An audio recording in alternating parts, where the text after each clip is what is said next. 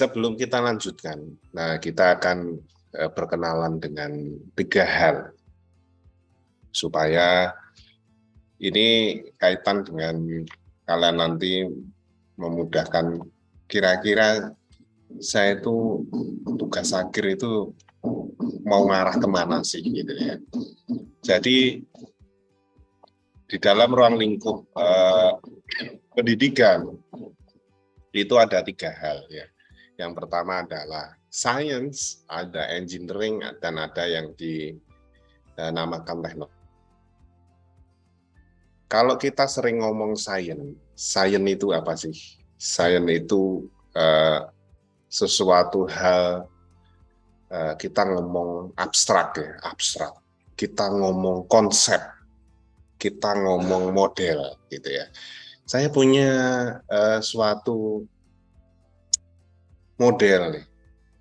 Jadi kalau namanya model itu ya belum ini ya, model itu adalah suatu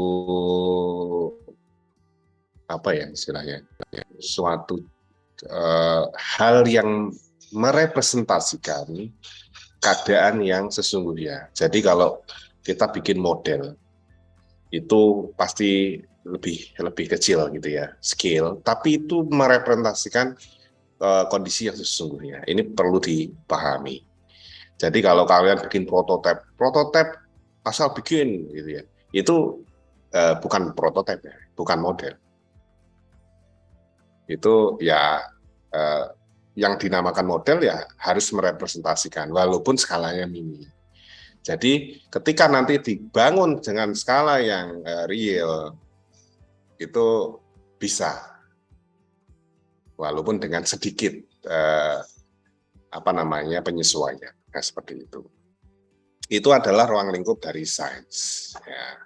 Terus yang selanjutnya ada namanya rekayasa. Ini yang sering kita sebut engineering, gitu. Engineering itu adalah kegiatan-kegiatan membangun hal-hal baru, hal-hal yang baru. Hal yang baru itu yang belum ada. Ya, ini biasanya taruna seneng bikin. Seneng, yang nggak ada itu bikin, gitu. Boleh, tidak masalah. Tapi kita harus meyakini bahwa itu baru, gitu, bukan mereplika atau mencontek, gitu ya. Kalau hal-hal baru, bagaimana ngeceknya? Kalian cek kalau misalkan ada di publish. Jadi gini, hal-hal baru di dunia ini itu disampaikan ada dua jenis. Yang pertama adalah melalui proceeding, melalui conference. Jadi kalau conference itu yang terkini itu lihatnya di mana? Jurnal, tidak salah. Terkini lihatnya di proceeding melalui beberapa conference. Kalian udah tahu conference ya? Saya harap kalian tahu ya. Tahu conference? Mungkin kayak PPI kemarin bikin acara itu ya, conference ya, international conference ya.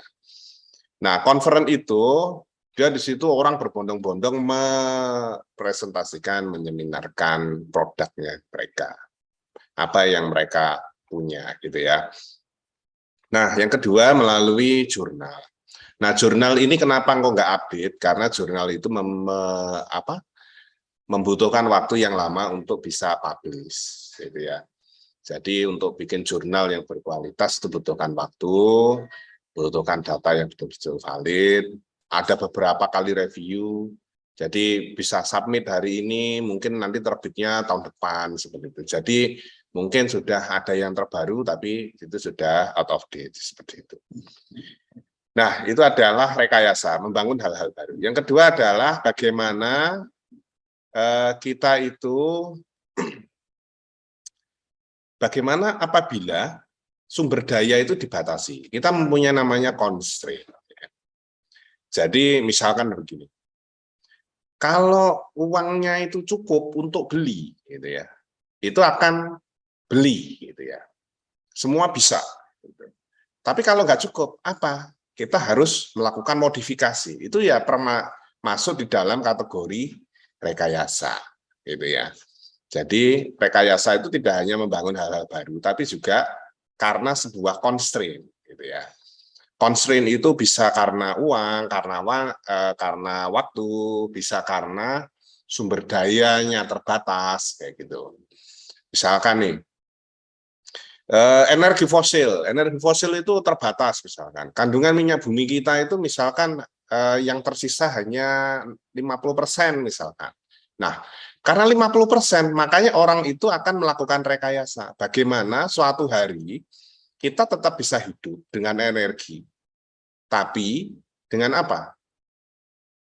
Nah, dengan batasan-batasan itu akhirnya kita melakukan modifikasi. Misalkan kita menggunakan bauran energi yang dari fosil kita campur dengan energi yang dari energi baru terbarukan. Nah, seperti itu.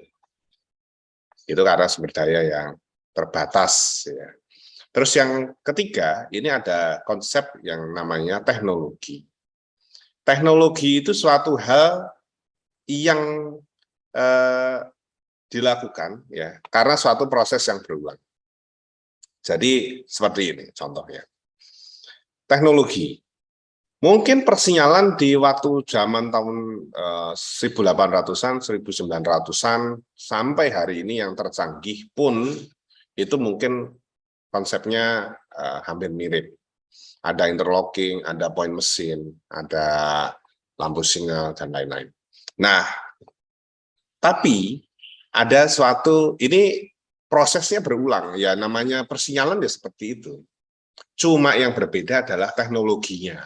Ya, zaman dulu sinyal itu menggunakan teknologi mekanik, interlockingnya menggunakan locking mekanik. Ketika hari ini kita dihadapkan menggunakan komputer, berarti bagaimana komputer itu menjadi sebuah interlocking, ya seperti itu. Itu namanya teknologi. Secara konsep namanya motor vessel seperti itu, tapi teknologinya yang berbeda. Nah, motor bakar juga sama. Dulu motor bakar ya motor 2 tak, 4 tak ya. Setelah beberapa tahun ditemukan controller elektronik, sekarang sudah menggunakan ECU. Dulu tidak menggunakan ECU, menggunakan platina dan seperti itu. Itu adalah teknologi, yaitu suatu proses yang berulang. Nah, hal-hal ini perlu kalian pahami. Jadi saya mau ngambil ruang lingkupan yang mana? Sains kah? Engineering kah? Apa? Teknologi. Nah, ini harus paham. Jadi kalau mau bikin tugas akhir, nah, saya mau kemana arahnya? Sains, engineering, teknologi. Oke. Nanti mungkin kita kita lanjut nanti di terakhir ada sesi untuk tanya jawab. Nah, bagaimana kita menyelesaikan permasalahan teknik?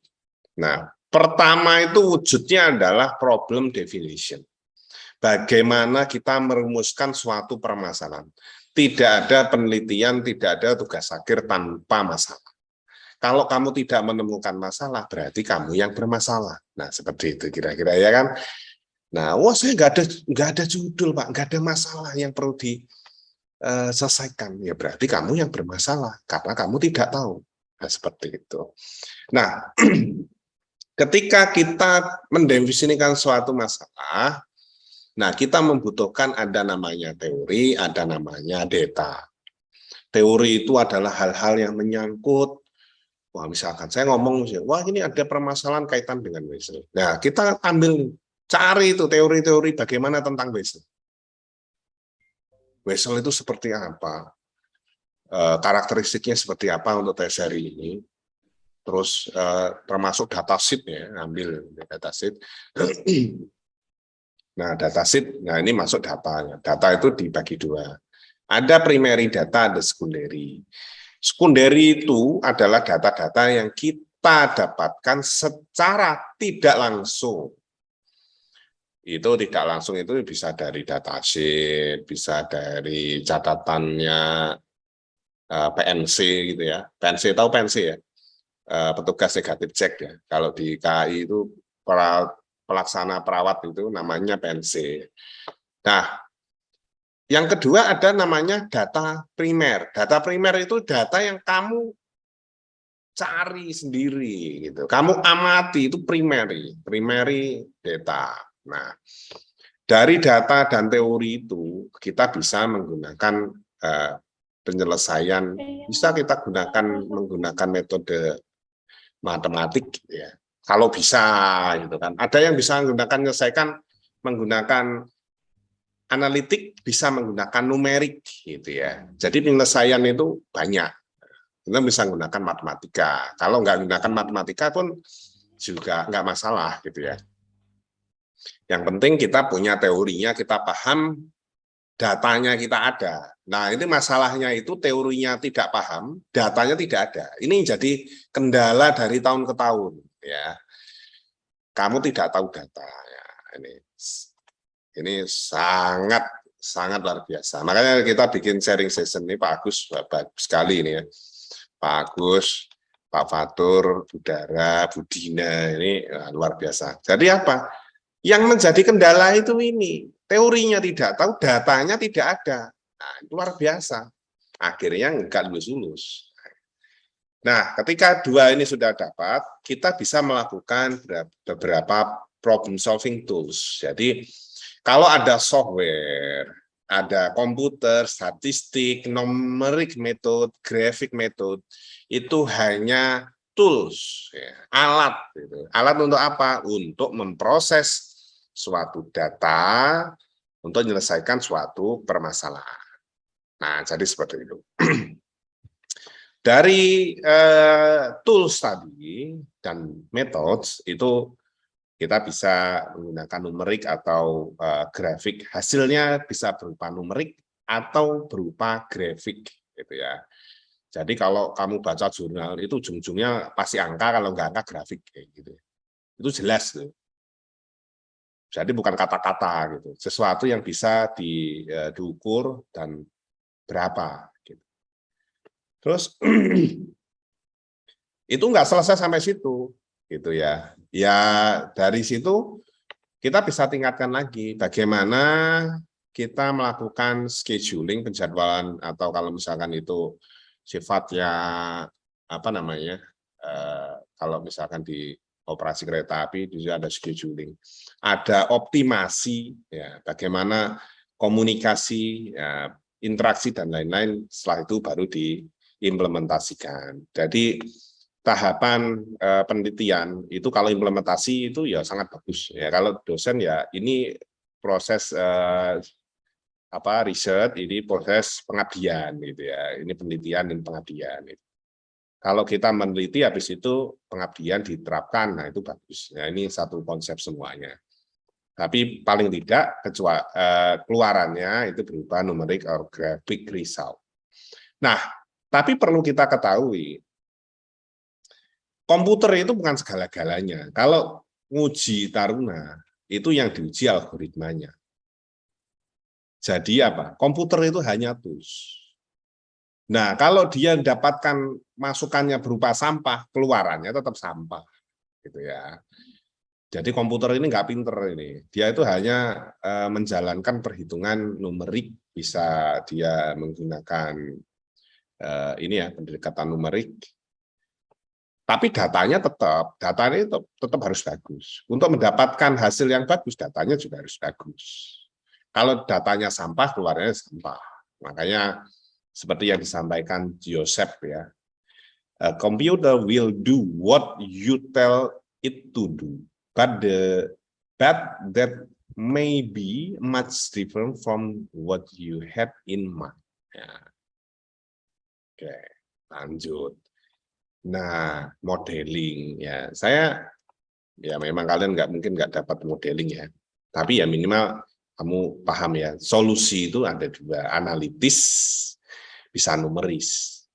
Numeris itu apa sih? Kalau analitis itu banyak lah, kita gunakan rumus ya kan. Pernah kan? Kalian diajari kan rumus-rumus ya kan. Rumus, turunan DU DT plus 2U sama dengan 0. Nah, solusinya gimana? Ya UT ya bagaimana? E pangkat min 2T kalikan U0. Nah, seperti itu. Nah, ini kan menggunakan metode analisis, menggunakan rumus. Kamu jangan lihat Kalau ngomong rumus kayak gini terus, waduh ini berat ini. Enggak seperti itu. Rumus. Analisis metode itu adalah pendekatan rumus. Jadi banyak rumus-rumus untuk menghitung ya. Terus yang kedua adalah pendekatan numeris. Pendekatan numeris ini dilakukan untuk hal-hal yang tidak bisa didekati dengan rumus. Ini biasanya dipakai untuk percobaan atau eksperimen. Nah, jadi bagaimana? Kita harus membuat coba-coba. Kalau T-nya 0, maka U-nya berapa? Kalau T-nya 1, maka U1-nya berapa? Kalau T-nya 2, berarti U2-nya berapa? Menggunakan metode numeris. Jadi coba-coba gitu ya. Jadi tebaan. Nah, tebaan dari tebaan itu nanti kita bisa ambil mana yang mendekati. Nah, seperti itu. Jadi ada dua cara menghitung menggunakan rumus atau melakukan pendekatan secara numeris atau coba-coba. Oke. Nah, ini sangat penting sekali apa konsep angka. Jadi kalau taruna sekalian, setiap tahun itu rata-rata banyak sekali yang membuat alat ukur, membuat apalagi itu ya. Nah, tapi kadang-kadang alat itu ya hanya wah ambil sensor habis itu sudah gitu, pasang selesai. Nah, banyak alat-alat itu yang satu jauh dari harapan gitu ya. Ya pokoknya yang penting asal jadi lulus selesai gitu. Yang itu nggak boleh gitu ya. Namanya kita membuat alat ukur ya kita harus tahu bagaimana itu mengukur. Nah, kira-kira kalau di layar kalian ini berapa angka berapa yang tertunjuk? 49, Pak. Ya, 48, 49. 8,9, Pak. Terus kalau yang bawah, nah itu ada odometer itu ya, 87.324,4. Nah, 4-nya itu bingung kita. Karena 4-nya di situ ada 4/5. Nah, itu bisa 4,5, bisa 4,4. Nah, seperti itu. Nah, ini sangat penting. Karena di dalam kita membuat sesuatu, kita apalagi kita yang gunakan konsep engineering, angka itu penting sekali. Karena apa? Ketika kita salah, nanti ke belakang itu salah. Nah, bagaimana caranya? Nah, nanti kita akan bahas. Jadi kalau seperti ini, ya 48, 49. Nah, ini kita bisa bikin average ya, tengah-tengah gitu ya. Ini 48 ragu-ragu. Ya kalau misalkan alat ukur yang gunakan misalkan mikrometer gitu ada skala Nonius. Nah, jadi bisa kita bandingkan bisa ketemu koma gitu. Tapi kalau seperti ini kan sulit sekali. Ini antara 48, 48 kok lebih sedikit, kok 49 kurang kayak gitu. Nah, itu yang pas berapa? Nah, di situ nanti ada error gitu ya. Ada error dalam pengukuran. Jadi kita bisa buat average ya. 48, 49 ya bikin aja 48,5 gitu ya. Kalau 87, 324, 4/5 berarti di sini juga bisa kita gunakan setengah gitu ya. 45. Oke. Bisa dipahami ya kira-kira. Nah, ini yang paling penting sekali. Nah, ini semoga menjadi pemahaman dalam hidupmu ya. Apa itu presisi, apa itu akurasi. Nah, presisi ya, presisi. Ini kita lihat ya, ini namanya scatter. Jadi kalau data itu, jadi kalau ngukur itu tidak mungkin sekali. Kalau kamu ukur sekali itu kamu hebat sekali ya. Itu wah itu malaikat itu. Ngukur sekali terus kamu bisa nyimpulkan ya. Ternyata simpulannya salah kayak gitu. Nah, itu berbahaya sekali. Jadi dalam pengukuran itu harus banyak ya, harus banyak sampel. Nah, sampel titik. Nah, ini tidak akurat. Ini ada akurat. Sorry, saya sampaikan dulu ya, apa itu akurat, apa itu presisi ya. presisi itu kondisi di mana seberapa dekat nilai hasil ukur yang satu dengan yang lain, presisi. Nah, terus yang kedua ada akurasi.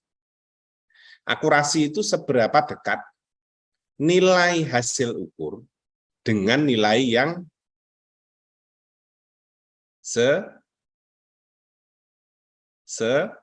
sebenarnya, Pak. Sebenarnya. Nah, ini. Jadi, kalau yang dinamakan akurat itu kita punya dasar, misalkan. Saya punya alat ukur nih, bikin alat ukur jarak. Saya bandingkan, ya kan? Karena kita aja nggak punya standar. Alat itu kan perlu dikalibrasi. Nah, alat dikalibrasi, titik itu dikalibrasi, itu minimal standar ukurannya sama. Nah, tapi kalau alat ukurnya kita itu misalkan skaternya seperti ini ya, ini titik-titik keluar data, nah ini berkumpul tapi tidak di satu titik, ya kan? Tapi di dekat-dekat situ, dekat-dekat situ, dekat-dekat situ. Itu namanya adalah akurat tapi tidak presisi, gitu ya. Akuratnya dari mana? Jadi karena dia dikalibrasi alatnya pasti mendekati, ya kan? Mendekati ukurannya. Tapi walaupun ada deviasi di sini. Jadi dari data satu dengan data yang lain itu ada tidak ngumpul dari satu. Terus yang kedua adalah tidak akurat dan tidak presisi, yaitu apa? Nyebar gitu. Jadi scatter itu nyebar. Datanya nggak bisa dibaca. Kayak gini itu nggak bisa dibaca. Data kalau kita punya data yang kayak gini itu datanya nggak bisa dibaca dan ini abstrak sih ya. Jadi kita nggak bisa nyari hubungan itu nggak bisa. Kalau ini bisa. Nah, terus ada presisi dan akurat. Nah, ini yang bagus gitu ya. Jadi presisi cara ngambilnya benar, ada standarnya, terus di situ itu tepat gitu ya.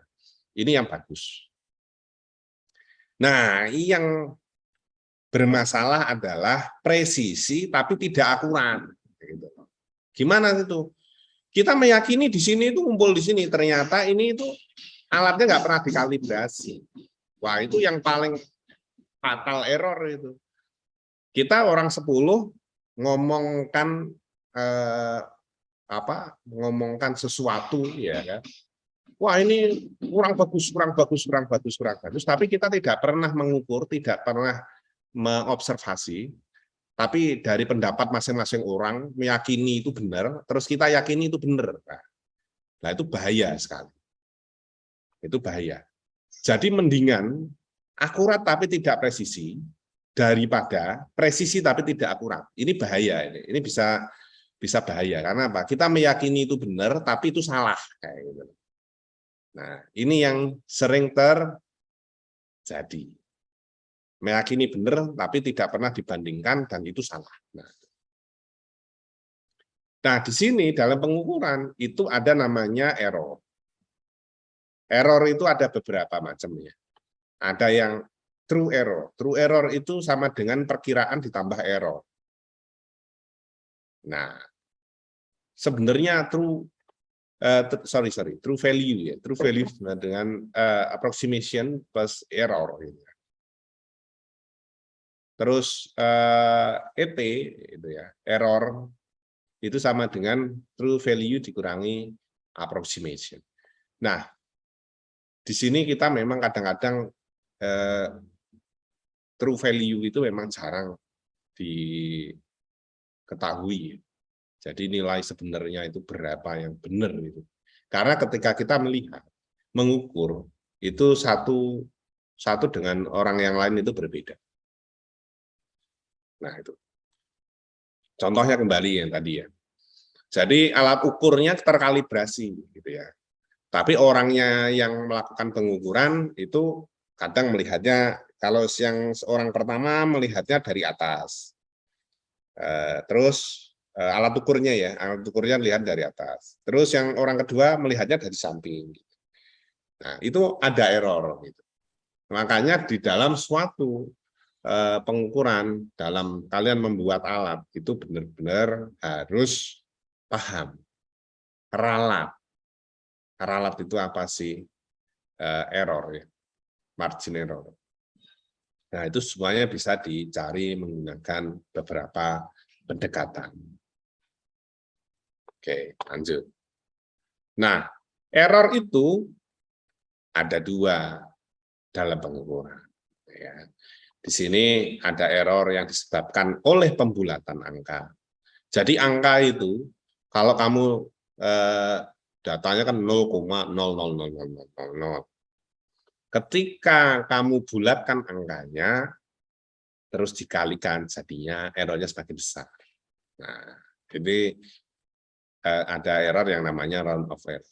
Terus yang kedua adalah truncation error, yaitu kesalahan disebabkan oleh pemotongan atau perkiraan prosedur matematis.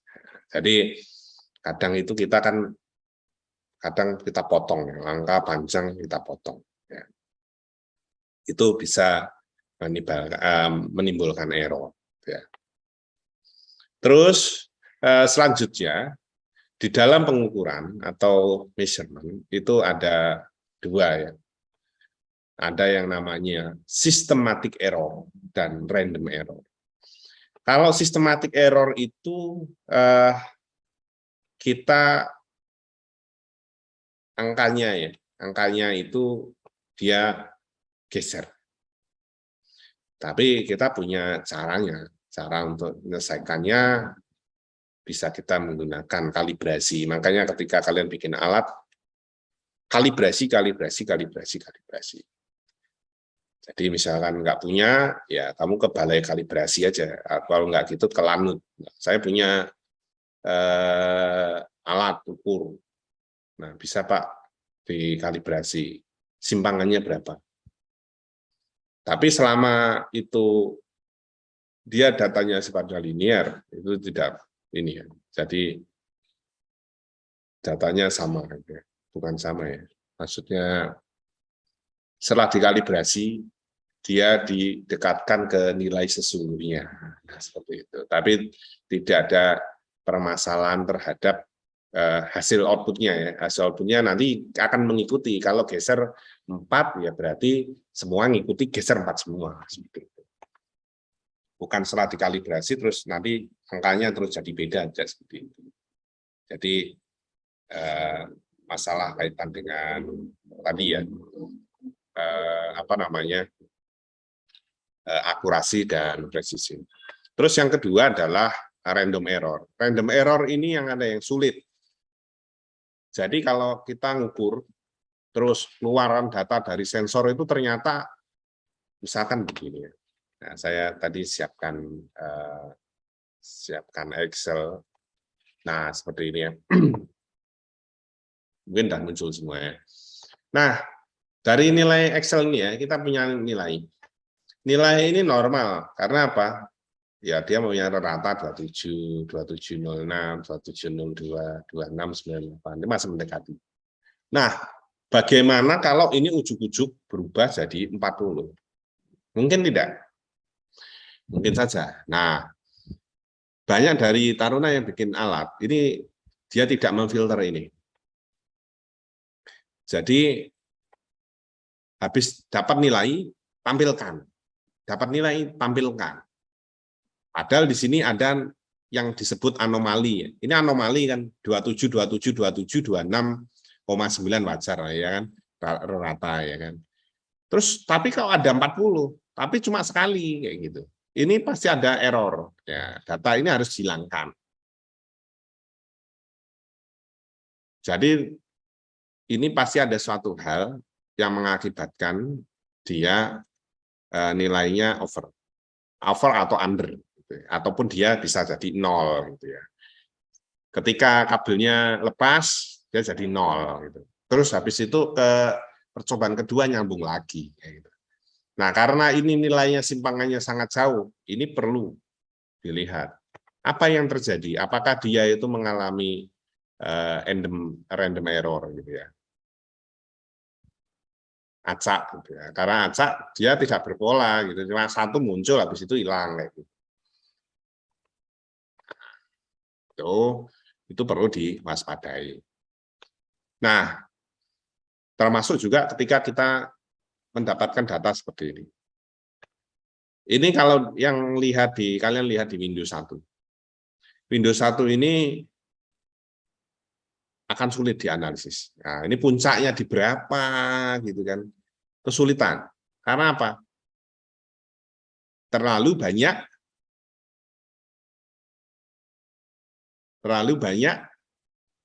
apa? Kalau kamu ngobrol terus ada gangguan. Gangguan itu apa sih? Namanya apa? Noise, Pak. Ada noise ya. Ya, kamu bisa baca sebenarnya. Window 1, the left side is a single measurement of a very noisy signal. Jadi ini isinya noise semua. Jadi kita akan sulitan. Misalkan kita akan menganalisa sebuah sinyal, ini sinyal analog yang jelas, ini namanya analog, gitu ya. Ya semoga kalian sudah belajar itu. Sinyal analog ini biasanya kita kan melihat ini bentuk grafiknya, dia bentuk gelombangnya itu sinus kah atau dia apa? Nah puncaknya berapa? Nah, average-nya berapa? Nah tapi kalau kayak gini, ini apakah dia bentuknya sinus kah? Ya enggak juga, gitu ya. Puncaknya berapa? Bingung. Ya. Makanya ini akan sulit dilakukan analisis ya. Nah ini harus diproses. Prosesnya bagaimana? Bagaimana kita menghilangkan noise. Nah seperti yang tadi kembali ke Excel ya. Nah seperti ini. Nah misalkan ini berubah-ubah terus ya, ini akan sulit. Nah bagaimana supaya kita mendapatkan nilai yang mudah untuk dievaluasi? Kita bisa menggunakan salah satu metodenya adalah kita menggunakan average. The window 2, the right side, is the average of 9 repeats measurement of the signal, clearly showing the peak emerging from the noise. Jadi apa? Kita lakukan penelitian ini, pengamatan ini, bukan menggunakan single measurement, tapi multi. Kita menggunakan average dari 9 data yang didapatkan dari pengukuran, setelah itu dibikin rata-rata. Jadi kalau kita bikin seperti ini akan sulit sekali. Representasi data kayak gini itu sulit sekali. Karena apa? Sensor itu ketika dia dia itu sangat sensitif sekali. Dia akan ada kejutan apa. Mungkin pas kamu melakukan penelitian terus ada orang lewat terus dia bergetar sehingga angkanya berubah. Itu juga memungkinkan sekali. Nah, ketika seperti itu, datanya naik turun, naik turun, naik turun. Nah, supaya datanya stabil, bagaimana? Dibikinlah average. Ya, average nilainya berapa? Average nilainya berapa? Yang ditampilkan bukan nilainya ini, tapi nilai dari average. Average dari multi measurement. Jadi, dia ngambil dari beberapa kali pengukuran, dibikin rata-rata, terus dilakukan tampilan. Nah, kira-kira seperti itu. Sehingga datanya bisa dibaca. Nah, seperti itu. Oke.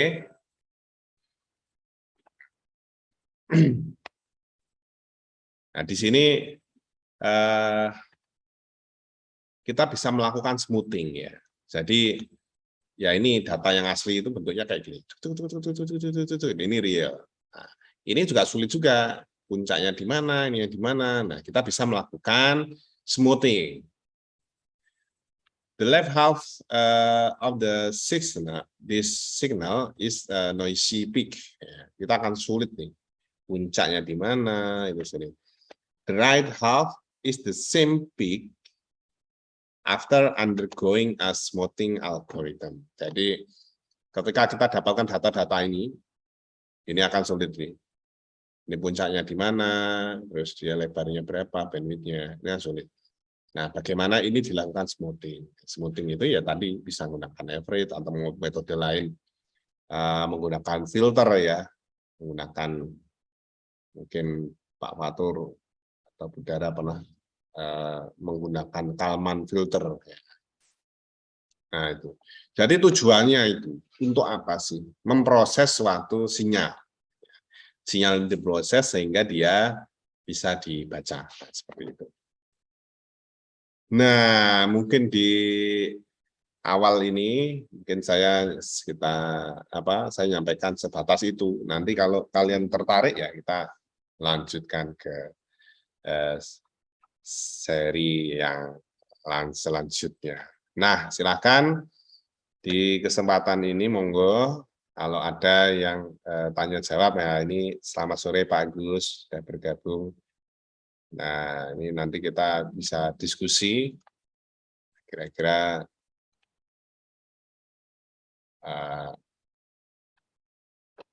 mana yang bisa kita lengkapi tools untuk taruna sekalian bisa menyelesaikan penelitiannya, menyelesaikan tugas akhirnya dengan baik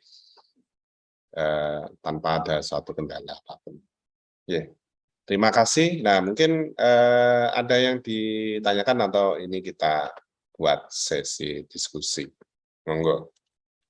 Izin Pak, izin bertanya Pak. Izin Pak, saya atas nama Taruna Dewasa Mada Hernanda dari TEP 3B izin bertanya. Dalam pembuatan aplikasi itu contoh pengujian aplikasinya bagaimana ya Pak? Ataukah hanya sebatas dilihat aplikasi tersebut berjalan atau tidak, atau ada metode pengujian yang lain Pak? Terima kasih.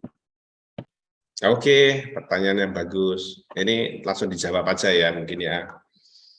Pak. Oke, baik. Untuk aplikasi dan aplikasi software dan semacamnya ya, itu seperti yang tadi saya sudah sampaikan ya, itu hanya apa?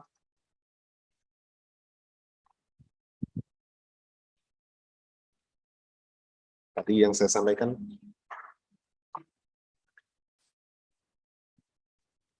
solving methods. Jadi memang itu hanya sifatnya tools ya. Sifatnya adalah tools. Nah, tools itu kita mau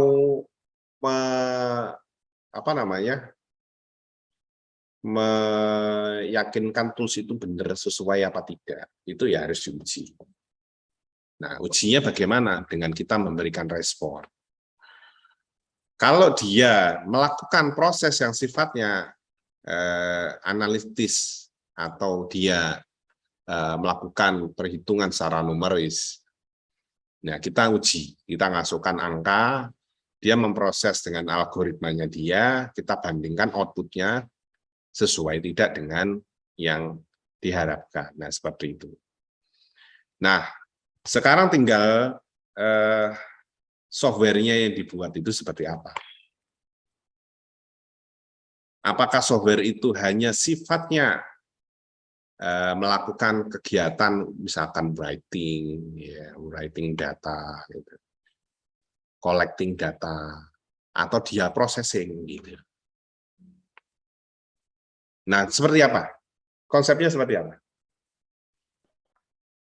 Izin Pak, ini softwarenya sifatnya harus bisa terhubung ke internet Pak. Jadi di dalam software ini nanti berguna juga untuk seperti Gojek itu Pak. Jadi kan terhubung ke internet, terus ya bisa mengambil dari database yang sudah tersedia itu Pak. Nah, ini berarti Mada tadi tidak mendengarkan secara lengkap ya. Jadi yang saya maksud itu, software itu melakukan processing, collecting, atau communicating. Jadi Jadi software itu tidak selalu kayak yang tadi kamu sampaikan ya. Jadi suatu software itu berawal dari namanya input. Ada suatu proses, ada output. Nah, ini di dalam kontrol pun juga sama, saya pikir. Nah, ini ya. Kok nggak mau nih? Ya, output. Tuh.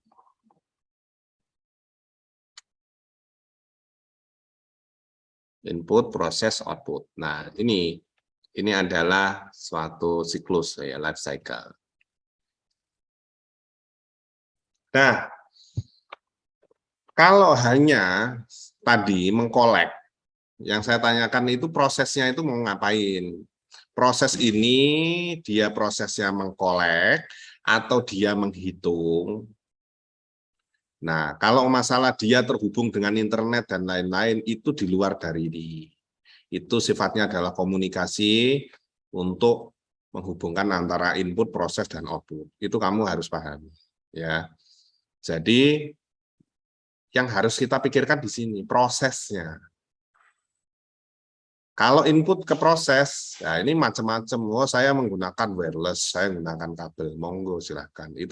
Itu namanya komunikasi antara beberapa bagian ini. Tapi di dalam proses ini itu ada suatu pemikiran, suatu algoritma, ada bagaimana sih setelah kita menghitung, kita mengkolek tadi terus bagaimana? Apa yang harus dilakukan?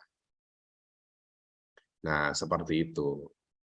Kalau mengkolek saja, masukkan database, ya berarti prosesnya adalah data collecting.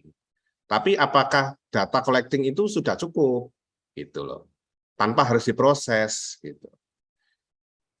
Kalau data collecting toh, nah kita bisa nggak usah pakai database dan lain-lain sulit gitu ya. Kita sebenarnya bisa tinggal pakai aja apa sebenarnya Microsoft sudah mendapat apa namanya kalau kalian punya akses ini ya Microsoft 365 ya itu ada namanya Microsoft Power BI. Nah Microsoft Power BI itu dia platform untuk apa namanya dashboard ya.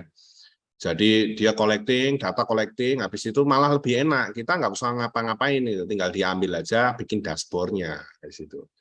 Jadi misalkan dashboard untuk apa? Untuk kita memonitor misalkan sensor-sensor di seluruh Indonesia, kita bisa. Dan itu open gitu ya. Ketika kita punya akun apa namanya Microsoft itu ya, Microsoft 365 tentunya. Nah mungkin itu ya. Tadi yang lebih penting adalah proses di sini gitu. Proses itu dari data-data yang sudah di-collecting mau diapakan gitu. Ada nggak pengambilan keputusan, decision making dari data collecting itu bisa nggak? Atau bikin di situ average-nya kah apa itu bisa nggak bikin seperti itu? Ya, saya tunjukin ya kan. Saya masih nyimpan nggak ya? 365 ya. Nah, silakan kalau mau ini ya. Ada yang disampaikan lagi.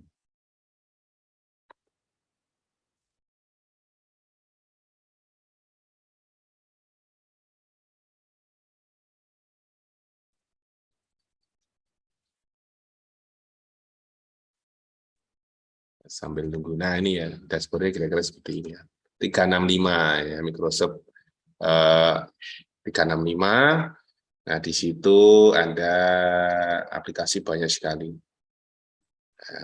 Power BI ya.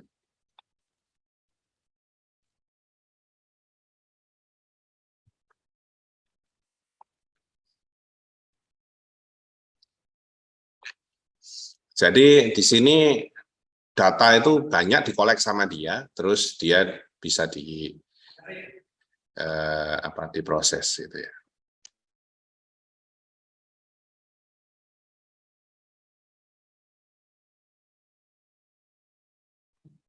Oke, mungkin ada lagi. Izin Pak, terima kasih untuk jawabannya. Mungkin sementara seperti itu dulu, soalnya saya masih bingung juga Pak. Terima kasih Pak. Nah, ini bingung itu apa yang dibingungkan? Konsep kah? Nah, jadi begini, kalau kalian bikin tugas akhir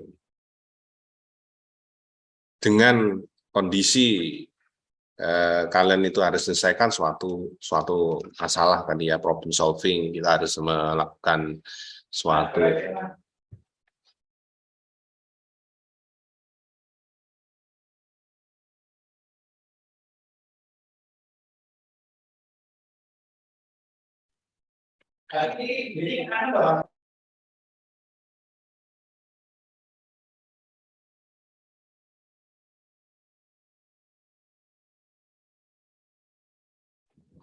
Nah, berawalnya dari mana? Kita itu kalau mau memilih judul itu kadang, wah saya cari yang hebat gitu ya, cari yang hebat, tapi kita bisa ngukur. Sebenarnya kita itu kemampuannya di mana? Kemampuan di mana? Apa yang kita kuasai? Biasanya kalau ada taruna yang datang ke saya, masih saya tanya, apa yang Anda kuasai? Apa yang Anda bisa dari semua itu? Dan suatu hal yang membuat saya ini itu miris itu, saya juga bingung Pak, apa yang saya kuasai kayak gitu. Nah, inilah yang kadang-kadang itu juga kami mau mengarahkan kemana juga bingung gitu ya. Nah, awal melangkahnya dari mana? Awal melangkahnya kalian siapkan dulu tema. Tema itu kalian kuasai dan kalian pahami, cari datanya, cari landasan teorinya. Nah, berawalnya dari situ. Itu mungkin untuk bisa membantu kalian ini ya. Jadi ya kita pengen sesuatu hal yang rumit, tapi ingat kalian terbatas waktu juga gitu ya. Tapi juga kalau kalian nggak ngapa-ngapain, dibiarin, ya sudah, itu nanti akan mengganggu kalian jadi nggak lulus gitu. Nah, seperti itu. Nah, silahkan yang lain. Nah, ini ada apa namanya?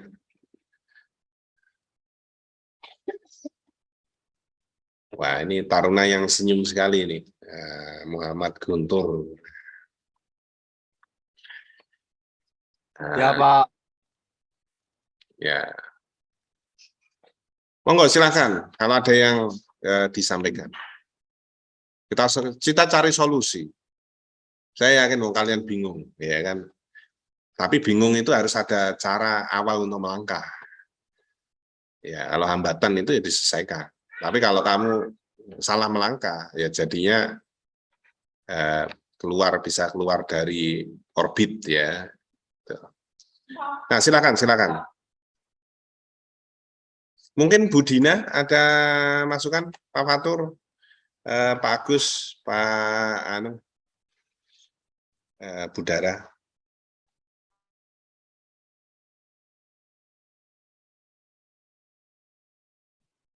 Silakan Herlambang. Arif, saya cuma ingin Pak Arif, terima kasih Pak Arif sudah menyempatkan waktunya ya, untuk adik-adik lah. Semoga adik-adik nggak tambah bingung, tapi ya tadi pesan Pak Arif kan, kita itu di sini bukan menambah bingung, tapi mencoba mencari solusi bersama-sama. Nah, mungkin itu yang perlu dipahami. Dan ini mungkin baru kali ini Pak Arif kita melakukan ya sharing session ya. Namanya sharing session Jowoni itu adalah apa ya? Berbagi masalah, berbagi ilmu. Nah, mungkin masalah di sini lah, Tarun bisa silahkan lah, mumpung ada waktu, karena jarang-jarang kita bisa berkumpul ini ya, seperti ini. Nah, silahkan Taruna manfaatkan waktu ini, jangan diam-diam aja, nanti besok baru bingung lagi kalau nggak ada waktu lagi kita berdiskusi. Gitu. Nah, ini mumpung ada kesempatan. Nah, saya untuk taruna-taruna adik-adik ini silahkan manfaatkan kesempatan. Sekali lagi terima kasih Pak Arif. Mungkin itu dari saya. Terima kasih. Nggih, sama-sama bagus. Ini, ya monggo silakan. Jadi mungkin ada yang ini ya. Nah, ini forum sifatnya diskusi ya. Sharing session itu diskusi. Ya, silakan kalau ada yang apa namanya perlu ini ya. Oh iya, saya tadi ada yang nanya ya.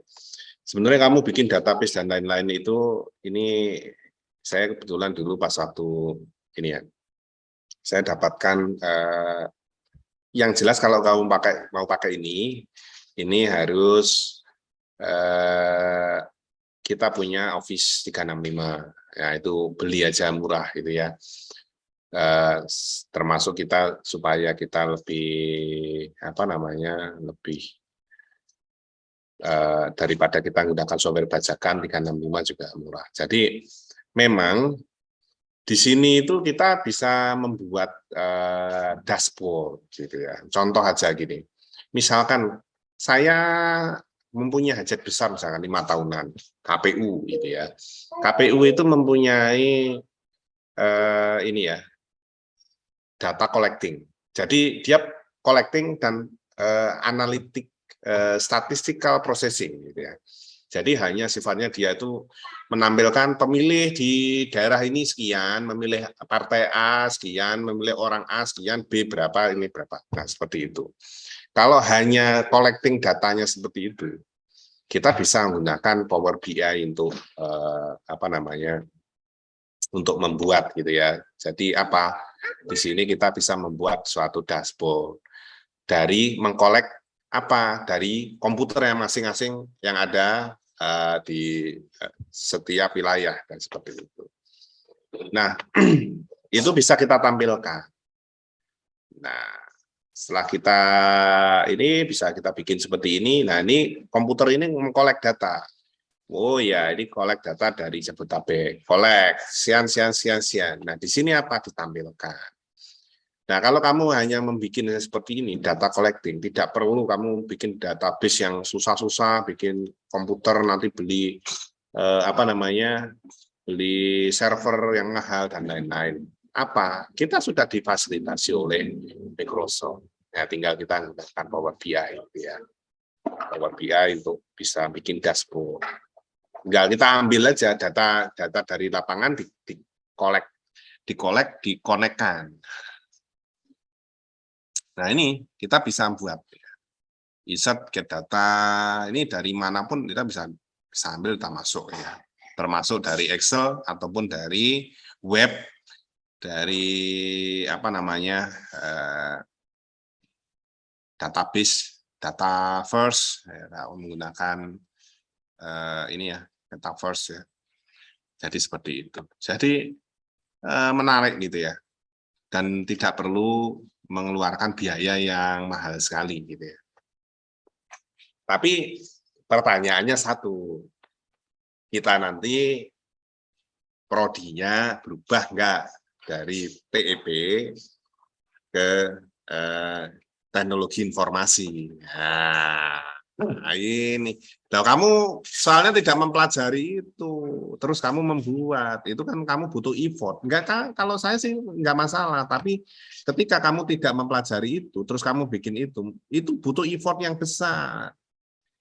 Ya, probabilitas untuk keberhasilannya juga ya kita perlu berpikir itu probabilitas gitu. Tahu probabilitas kan? Siapa? Tahu Pak, kemungkinan. Iya. Peluang-peluangnya itu berapa peluangnya itu berhasil? Namanya penelitian itu ada dua, bisa berhasil apa tidak. Tapi kalau tugas akhir itu penelitiannya harus berhasil.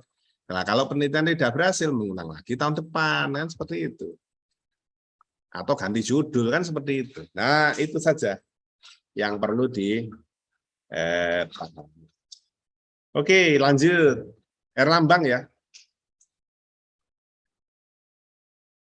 Siapa? Nah, silakan. Tunjuk tangan, Erlambang.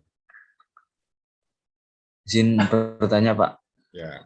berhubung kita kan belum praktek di luar ataupun PKL, dan kalau nggak tahu, dan kita kan nggak tahu permasalahannya, bagaimana Pak kita untuk belajar menganalisis masalah dan poin apa yang harus diperhatikan agar analisis kita bisa diangkat menjadi konsep tugas akhir? Itu pertanyaan pertama.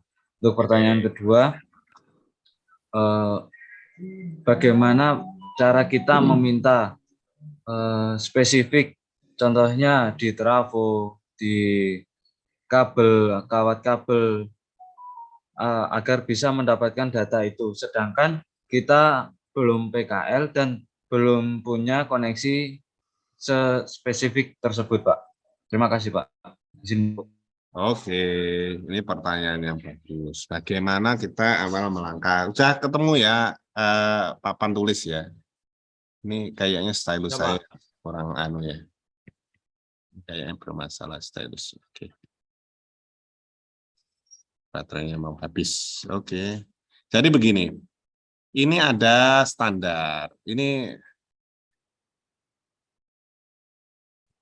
ada actual. Supaya kalian tahu. Standar itu kondisi yang ada di PM. Actual itu kondisi yang ada di lapangan. Antara yang standar dengan ada yang di lapangan itu pasti tidak sama. Itu ada gap. Harusnya itu satu gini, ternyata di lapangan berbeda. Itu pasti ada namanya gap. Itu adalah problem. Ketika kita mencari. Jadi mencari masalah itu satu. Ada beberapa teknik. Yang pertama adalah mencari gap. Terus yang kedua adalah bagaimana kita itu melihat dari performnya mereka. Perform itu dari mana? Data. Data apa? Data gangguan. Tidak semuanya mereka catat. Itu memang kelemahannya mereka. Sebenarnya bukan kelemahan sih, mereka nggak mau nyadat gitu. Karena semakin banyak gangguan berarti kinerjanya menurun. Tapi kalian bisa menggunakan metode ini, namanya gap analysis. Ada standar, ada actual. Kalau di actual-nya tidak sesuai dengan standar, berarti masalah bukan? Masalah, Pak. Masalah. Dari mana masalah? Karena pengoperasian itu, ya ini kembali, semoga kalian masih ingat dan memperhatikan. Jadi ada yang namanya pengujian, ada namanya pengujian ya. Pengujian, pengujian, ada namanya perawatan, ada namanya pemeriksaan. Nah ini suatu siklus. Pengujian itu dari alat itu diuji sehingga muncullah sertifikat uji pertama. Uji pertama itu dilakukan meliputi dua hal, itu rancang bangun, dan yang kedua adalah uji fungsi. Nah, pada waktu diberikan sertifikat uji pertama, itu pasti standar itu sama dengan aktual. Standar sama dengan aktual. Kalau dia nggak sama, pasti tidak akan keluar sertifikat uji pertama. Itu sudah tahu catat. Nah, ketika dia melakukan perawatan, nah fungsinya perawatan apa? Itu meningkatkan atau mempertahankan kehandalan. Nah, kalau mempertahankan kehandalan, berarti apa? Alat-alat yang ada pun, ya kan, itu sesuai. Gitu ya. Sesuai apa? Dengan standar. Intinya kita ngomongnya standar. Gitu ya. Nah, kalau berbeda, ya itu bisa kamu buat gap analisis. Nah, gap analisis itu misalkan, contoh aja, standar IRG. IRG itu standarnya, tahu IRG kan? Insulated rail joint. Standarnya A, B, C, D, E. Karena nggak punya duit, akhirnya ini diganti dengan bahan yang lain. Misalkan dari bahan fiber dibagi bahan yang lain. Oke, nggak masalah. Tapi ini kan harus memenuhi standar. Nah, untuk bisa bahan ini bisa jadikan substitusi, bahan ini harus diuji untuk memenuhi beberapa standar. Nah, mau pakai barang apapun silahkan, yang penting standarnya masuk. Nah, ketika tidak masuk standarnya, nah, di sini ada gap analisis. Oh ya, ternyata kalau nanti dipasang ini itu nanti berakibat apa? Nah, kira-kira bahannya. Nah, akhirnya kan ketemu kan, oh ternyata bahannya kalau di lapangan kalau nggak ada suku cadang bahannya ngamur ya. Ya kita temukan di sini. Jadilah suatu judul, satu tema. Oh iya, bahan tentang IRC. Nah, seperti itu. Itu contoh aja untuk menemukan masalah, kenali masalah. Nah, silakan. Tadi yang kedua pertanyaan apa? Yang pertama udah kejawab ya. Lambang.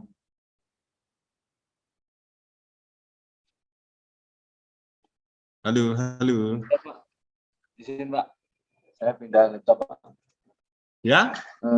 Yang kedua, bagaimana kita cari data? Caranya untuk mencari spesifik data trafo dan lain-lain itu Pak. Sedangkan kita belum pernah PKL dan belum punya koneksi spesifik di tempat PKL tersebut Pak. Oke, ini jangan ngomong koneksi lah.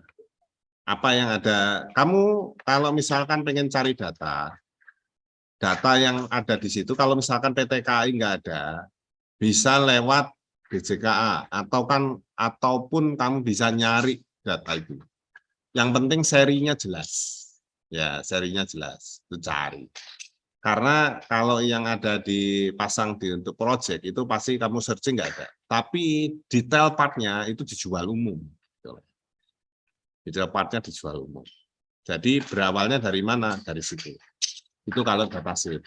Yang sulit itu menemukan data perawatan. Tapi bukan berarti itu nggak mungkin atau impossible. Itu perlu dipahami. Itu bukan berarti impossible. Tapi kamu sudah nyerah dulu. Nah ini kalau anak sekarang itu belum apa-apa sudah nyerah. Nah itu yang nggak harus hilangkan. Nah, pertama bisa kamu tanya lewat resort. Misalkan Sintelis gitu ya, KUPT. Pak, ada enggak toh Pak? Ini bukan untuk keperluan macam-macam. Kami itu untuk menyusun tugas akhir. Kami cari masalah untuk dijadikan topik tugas akhir. Kalau lewat jalan itu sulit, ada lagi caranya. Kemana? Semua pengoperasian kereta api itu ada di Pusdal. Di Pusdal itu ada namanya SIPOKA, Sistem Informasi Pengoperasian Kereta Api. Itu adalah semua gangguan yang mengakibatkan terjadinya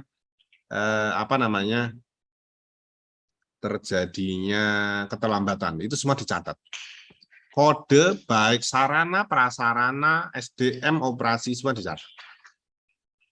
Nah, jadi gangguan itu sifatnya ada dua. Kalau gangguan kecil di resort, gangguan yang sifatnya besar ada di Pusdal. Nah, itu yang kalian cari. Terus yang ketiga, sebelum kalian cari data, kalian membuat namanya rancangan penelitian.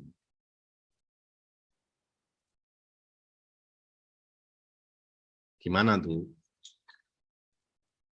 Ketemu tadi gap ya, ketemu gap. Gap itu untuk membuktikan ini perlu data. Datanya apa aja? A, B, C, D. Nah, seperti itu. Data ini menunjang untuk nyari gap tadi. Jadi jangan nyari data yang melenceng, misalkan data track kit atau deteksi. Apa yang dicari? Data gangguan. Apakah data gangguan cukup? Cukup nggak data gangguan?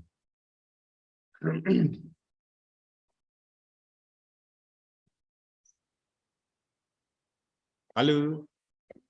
Ya, semoga jaringannya tidak bermasalah ya. Jadi gangguan itu bukan data gangguan saja. Suku cadang, rencana atau tablu. Apalagi kira-kira?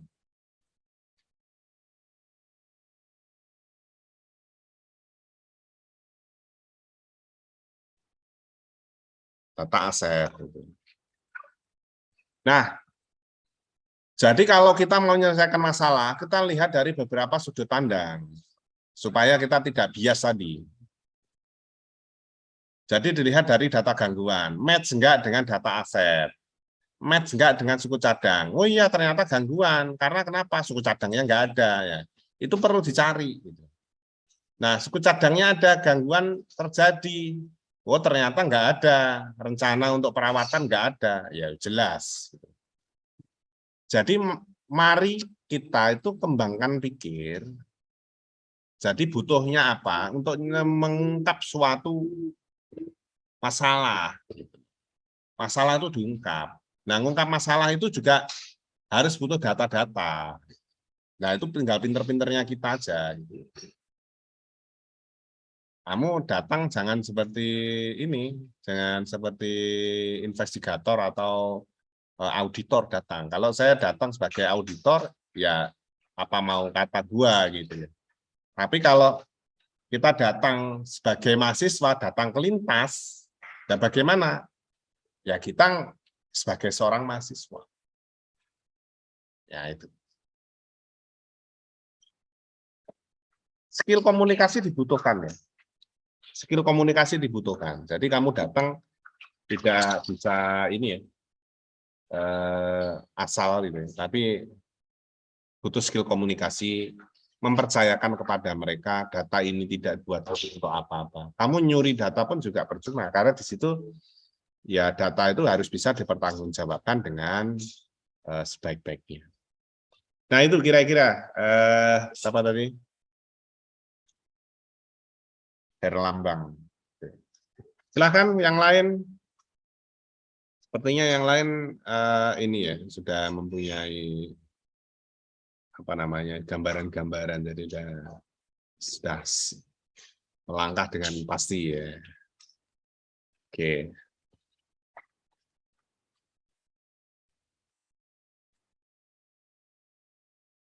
Budina ada ditambahkan? Mungkin Budina masih ada.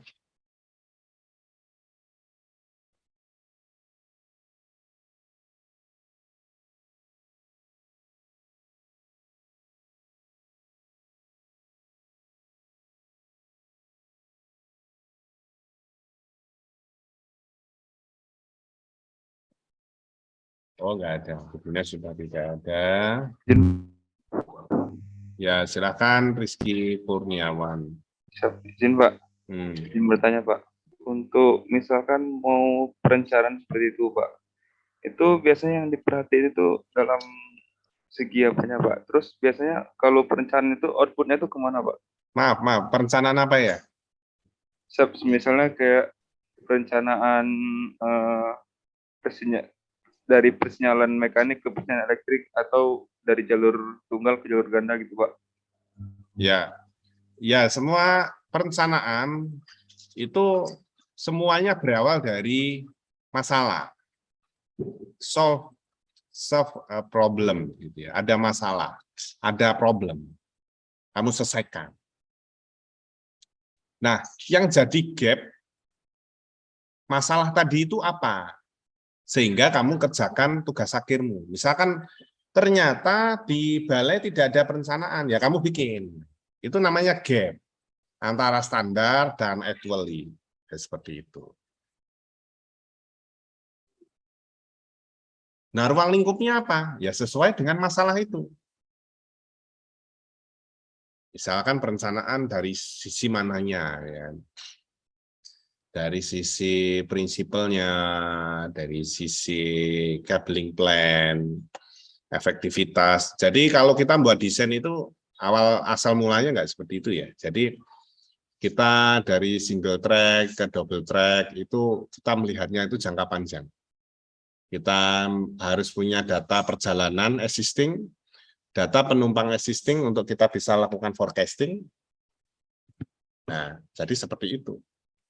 Jadi membuat sesuatu itu tidak serta-merta dibuat langsung jadi gitu ya. Nah, tidak seperti itu. Tapi apa?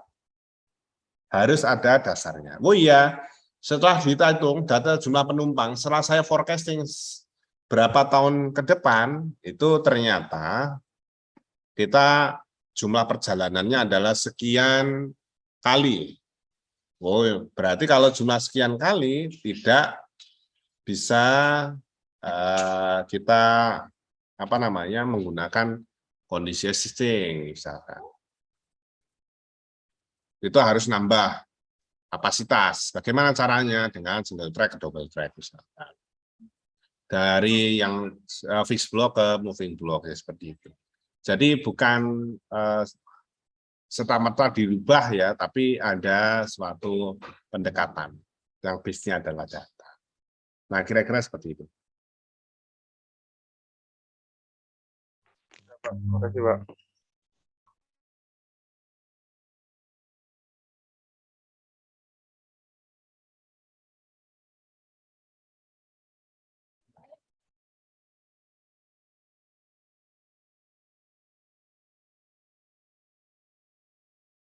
Oke, gimana? Bingung? Ya gimana yang mau menjalani bingung ya. Ayo kita selesaikan seperti yang tadi sampaikan Pak Agus ya. Jadi ayo kita cari jalan keluar. Ada lagi?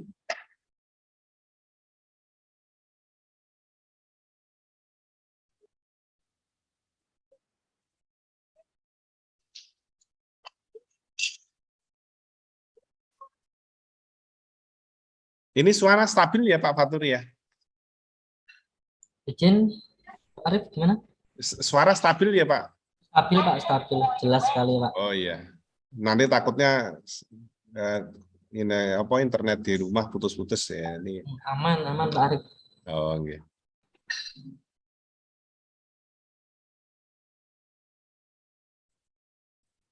Oke, ada lagi? Ya. Semoga bisa dipahami ya.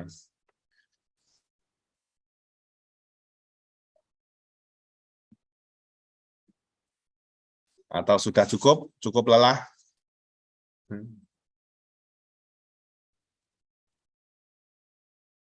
Mungkin Budara ada masukan? Mohon izin Pak Arif. Belum Pak Arif. Oke. Nah, jadi terus itu yang pertama, yang kedua, monggo silahkan. Jadi dosen itu mempunyai kewajiban untuk melakukan tridharma perguruan tinggi termasuk penelitian dan pengabdian. Nah, silahkan taruna-taruna sekalian kalau misalkan kalian dekat dengan dosen, kalian punya misalkan komunikasi, ternyata dosen itu punya proyek penelitian, kamu ikut, itu lebih bagus. Misalkan kamu tidak punya atau belum mendapatkan tema. Jadi dengan ini kejadian yang sudah sering terjadi ya. Yang sudah sering terjadi itu sampai PKL itu proposal tidak selesai. Ya ini proposal tidak selesai. Kenapa proposal tidak selesai? Jadi revisi nggak dikerjakan, terus dibiarkan pembiaran sampai sampai PKL selesai. Ya, PKL selesai sudah balik harusnya dapat data, dia nggak dapat apa-apa. Gitu. Itu sudah jelas. Makanya siapkan dirimu kalau mau ngambil langkah ke depan, ya berawal dari sekarang. Ketika PKL itu sudah go, gitu ya. Go itu dalam artian konsep itu sudah matang, berangkat orang itu. Yang dipermasalahkan dan dijadikan kambing hitam oleh Taruna itu adalah, wah ternyata PKL saya berubah, Pak. Saya proposalnya di DAUP 1, ternyata di PKL DAUP 6. Konsep itu ya kamu bikin banyak, gitu ya. Tidak mengikat pada DAUP 1, DAUP 6, DAUP 4 lokasi. Dimanapun bisa. Yang penting konsep itu ada. Dan mari kita rubah yang kebiasaan kita selalu menyalahkan orang lain, menyalahkan sistem, kita rubah. Bagaimana kita selesaikan masalah itu. Itu dengan pendekatan-pendekatan yang ada. Mulai sekarang banyak membaca penelitian-penelitian sebelumnya. Nah, seperti itu. Itu akan sangat membantu sekali. Jadi kalau kalian malas membaca, itu yang jelas tadi dari konsep, itu dari ini ya. Nanti saya share. Oh, mana tadi? Saya tak tutup ya. Literatur itu butuh, gitu ya. Literatur itu butuh. Teori ini kalau kalian konsepnya nggak mateng, jangan kira mau menyelesaikan dengan ambil data. Itu sama aja itu. Hal yang membuang waktu. Ya. Jadi bagaimana teori ini kita kuatkan, data ini kita kuatkan. Nah, seperti itu. Masalah diselesaikan. Nah, kira-kira seperti itu. Oke. Mungkin ada lagi. Sekarang kita 16.57, mau jam 5 sore. Mungkin ada yang belum ngasar ya. Kalau mungkin sudah dirasa cukup, mungkin kita bisa akhiri.